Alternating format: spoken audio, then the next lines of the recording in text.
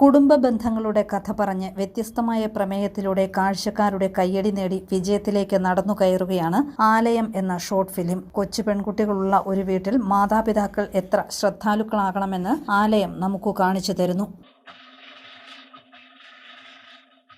എനിക്കൊരു കൊലുച്ചു വാങ്ങി തരണം. ഞാൻ എത്ര നാളായി പറയുന്നു പാപ്പ. വാങ്ങിച്ചു തരാം മക്കളെ. അപ്പാപ്പന്റെ കാശില്ല, പെട്ടെന്ന് മേടിച്ചു തരാം കേട്ടോ. പോണോ പാപ്പ? പോകാൻ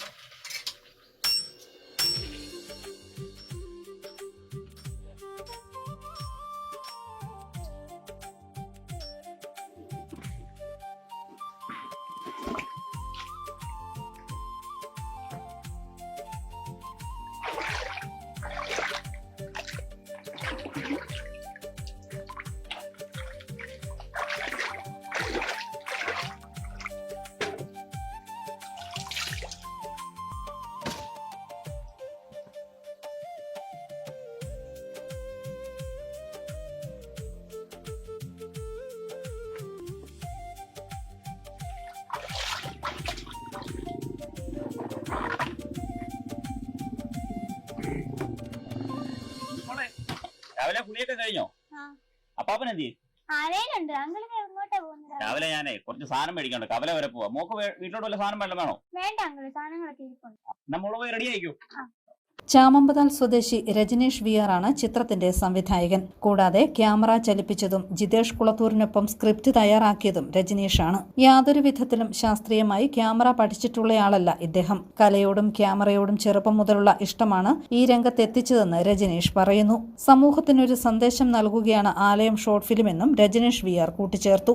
നമ്മളാരെയും ഇപ്പം നമ്മുടെ സുഹൃത്ത് കൂടെ നിൽക്കുന്നവരെ പോലും വിശ്വസിക്കാൻ പറ്റത്തില്ല. അതിപ്പം ഇതൊരു സോഷ്യലായിട്ട് ഇത് മറ്റുള്ളവർ ചിന്തിക്കണം. പെൺകുട്ടികളുടെ അച്ഛനും അമ്മമാരും ഒക്കെ ഇത് ചിന്തിക്കണം. അതിനുവേണ്ടി ഞങ്ങൾക്ക് ഒരു ആശയം, അദ്ദേഹത്തിൻ്റെ ഒരു ആശയം തോന്നിയപ്പോൾ എന്നോട് പറഞ്ഞു നമുക്കത് ഷൂട്ട് ചെയ്യാം എന്ന് പറഞ്ഞ് ഞങ്ങളത് തുടങ്ങി.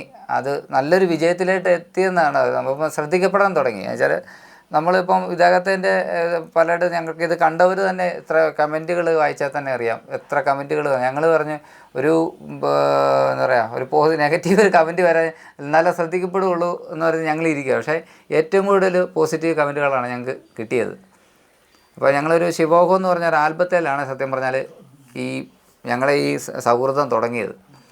അപ്പോൾ മറ്റുള്ള കൂട്ടുകാരെ കൊണ്ട് ഞങ്ങൾ അത് എനിക്കൊരു ഭാഗ്യം തന്നെ കിട്ടി. അത്ര സീനിയറായിട്ടുള്ള ജയകുമാറിയേട്ടൻ, അദ്ദേഹം സിനിമയിലൊക്കെ തിളങ്ങി നിൽക്കുന്ന ഒരാളാണ്. അപ്പോൾ ഇദ്ദേഹത്തിൻ്റെ സുഹൃത്താണ്. അന്നേരം അദ്ദേഹം വന്ന് ഞങ്ങൾക്കൊരു ക്യാരക്ടർ ചെയ്തു തരാൻ പറ്റിയെന്ന് പറഞ്ഞാൽ ഞങ്ങൾക്ക് പുള്ളിയെ ഒരു ഡയറക്റ്റ് ചെയ്യാൻ പറ്റിയതെന്ന് പറഞ്ഞ ഒരു ഭാഗ്യം തന്നെയായിരുന്നു. സിനിമ ആർട്ടിസ്റ്റായ കലാഭവൻ ജയകുമാറാണ് പ്രധാന കഥാപാത്രത്തെ അവതരിപ്പിച്ചത്. മിമിക്രി താരവും നാടക നടനുമായ സജീവൻ കങ്ങഴയാണ് ഇതിൽ ശ്രദ്ധേയമായ മറ്റൊരു കഥാപാത്രത്തിന് ജീവൻ നൽകിയത്.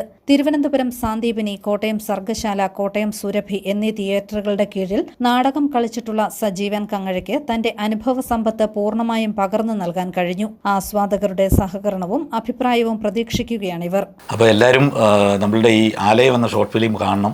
കണ്ട് നിങ്ങളുടെ വിലയേറിയ അഭിപ്രായം അറിയിക്കണം. നിങ്ങൾ കണ്ട് നിങ്ങളുടെ പ്രോത്സാഹനവും ഇതാണ് നമ്മളുടെ വിജയം.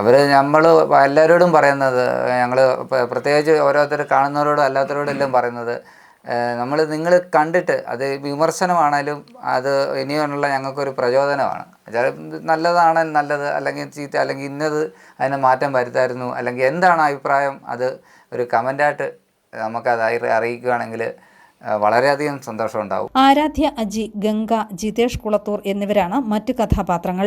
RLV ആരോമൽ നിർമ്മിച്ച ആലയം ഷോർട്ട് ഫിലിമിന്റെ ചിത്ര സംയോജനം ഗോവിന്ദ് ബാലഗോപാലാണ്. സുനിൽ പ്രയാഗയാണ് ബാക്ക്ഗ്രൗണ്ട് മ്യൂസിക് ചെയ്തത്. സംവിധായകൻ രജനീഷിന്റെ യൂട്യൂബ് ചാനലായ പുണ്യദർശനത്തിലൂടെയാണ് ആലയം റിലീസ് ചെയ്തത്.